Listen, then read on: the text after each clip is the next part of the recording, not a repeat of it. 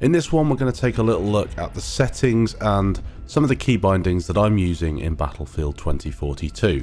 This video is sponsored by Nvidia and Scan Computers. We will be running a giveaway. You can find out more information on that later in the video.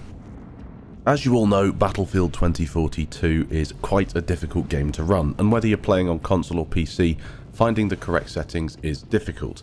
Let's start out in the General tab and the global controls. You can copy mine down here if you want. The biggest one that you need to change here is camera shake. Turn that to 0, unless of course you like not being able to aim when something explodes.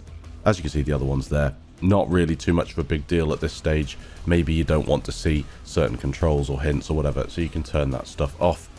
That will become more of a big deal when the game actually releases and these settings are more significant. The same goes for communication. I like to turn all of that voice chat stuff off, obviously for video purposes, but if I wasn't making videos or recording, hearing people shout and scream can sometimes be quite entertaining. Network, nothing that you really need to worry about now.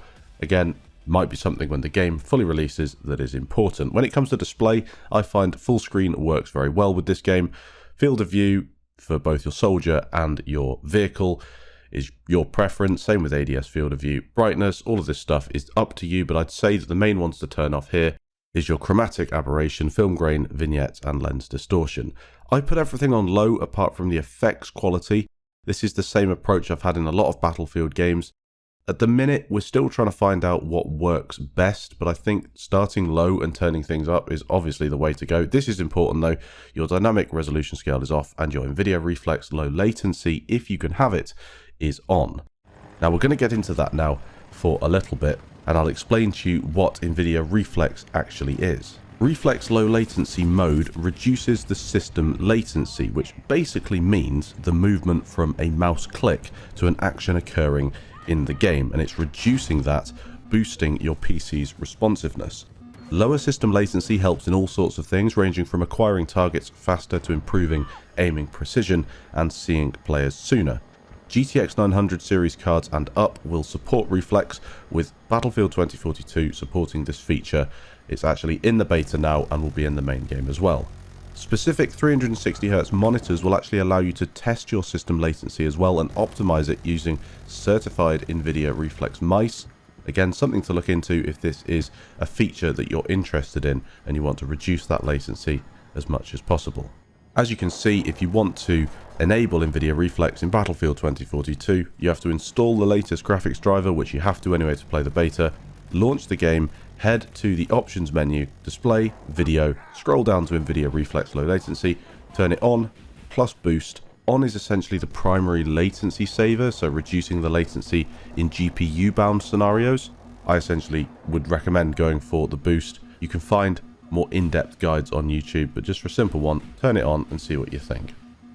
Two more settings as well that you want to turn off: future frame rendering and VSync. I don't use either of those, and then high fidelity objects I turn down to low.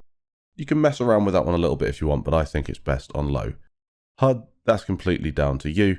Your crosshair, again, pick your colors. For some reason this is defaulted onto black, so you might want to change that to something that's a little easier to see. A bright color is usually the way to go. Pink being the best one. The crosshair will stand out using that.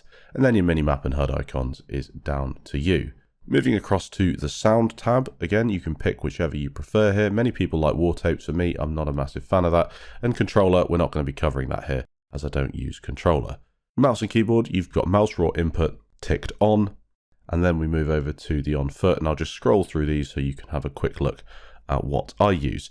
As you can see in the other section there, you've got your parachute auto deploys, but then quick throw grenades. That's the important one. That's when you pull out a grenade and actually have to click to throw it. So you can change that if you don't enjoy that feature, which I don't at all. It's a good job they've actually got that in there as well.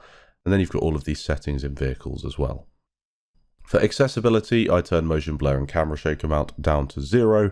And then in controls, you can choose whether to toggle or hold different settings, such as your weapon zoom or steadying scope. Key bindings, I'll just scroll through them quickly for you to take a look. The only one that I really thought I had to change was the crouch and a fire on a key. I think they had it on right alt. I didn't want to have firing a weapon on my keyboard. And then pitch up in a jet, I put to space as well. I think that's really important if you're trying to fly in a jet on any Battlefield game. So that's basically all this video is about, just taking a look at settings that I'm using in 2042. It's not the best game when it comes to optimization and running at a high frame rate, but it's also not the worst Battlefield game I've played. I remember BF4 was awful in the beta way back in 2013. It was almost unplayable. So in terms of what you expect from a beta, it's not too bad. There's a lot of things in the game that I do hope get changed and improved, namely the vehicle handling. I think they're quite light and there's no real weight to any of the vehicles, and there's a load of other stuff. The UI is a big one as well that I think needs almost a complete overhaul, but that's all personal preference. I'm sure many of you have things that you love about the game, things that you wish would be changed, and we've got over a month before it's released as well, so DICE have plenty of time to change that. There's another feature coming to Battlefield 2042 as well. It's called Nvidia DLSS. It's not currently in the beta, but it will be available when 2042 releases later this year. DLSS 2.0 technology uses AI to boost frame rates and retain near-native image quality. Performance benchmarks will be available closer to the launch of the game, so keep an eye out for those. A big thank you to Nvidia and Scan for helping me out with this video. They actually sent me out a 3080 Ti. How lucky am I getting one of those sent out to me? I've been on a 2080 Ti, which is certainly no slouch of a card, but the 3080 Ti is probably the best card that you could hope to have for Battlefield 2042. Now that's something that I will just mention. Being in a position like me where you've made videos for years, you do sometimes get gifts like this, and it's kind of a perk of working in a job like this, so I will just say I'm really grateful for it. But at the same time, they've actually offered the chance for me to do a giveaway to give something back to the community, and I'll just give you details of that now. Thanks to Nvidia and Scan, I'm able to bring this cool giveaway to the channel. Scan Computers are one of the UK's leading suppliers of Nvidia hardware, selling a range of GeForce RTX 30 series GPUs, laptops, and newly released 360Hz monitors. Are you looking for the ultimate competitive advantage? Check out Scan's range of 360Hz G-Sync IPS monitors, offering you the world's fastest refresh rate monitor, hand-tuned for competitive titles. The faster refresh rate enables clear visuals and extremely low system latency for faster reactions. Now, for the actual thing we're giving away, of course, it's got to be a 360Hz monitor. A picture on screen for you now. This thing is incredible. I actually don't have one myself. They didn't send me one out. I wish they did, but I'd rather give one away to the community. I've had enough with that graphics card, and that's more than enough for me. So all you have to do to enter is very simple.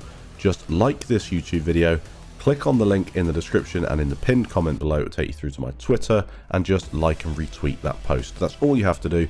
When I pick a winner in about a week's time, I'll look through the people who've done all three things, and then using an unbiased system, I will pick a random person out of the hat. Hopefully, whoever wins it is somebody who's going to benefit from a 360Hz monitor. It's an absolute beast, this thing. And again, I will just mention that this is only open to the UK and Europe. So a reminder, for a chance to win, like the video, follow the link through to Twitter, like and retweet the post, and then you'll be dropped into the draw for this incredible 360Hz monitor, which is one of the best prizes we've ever had on this channel. Thanks for watching. I hope this content was useful for you. I hope it was helpful, and I'll catch you in the next video.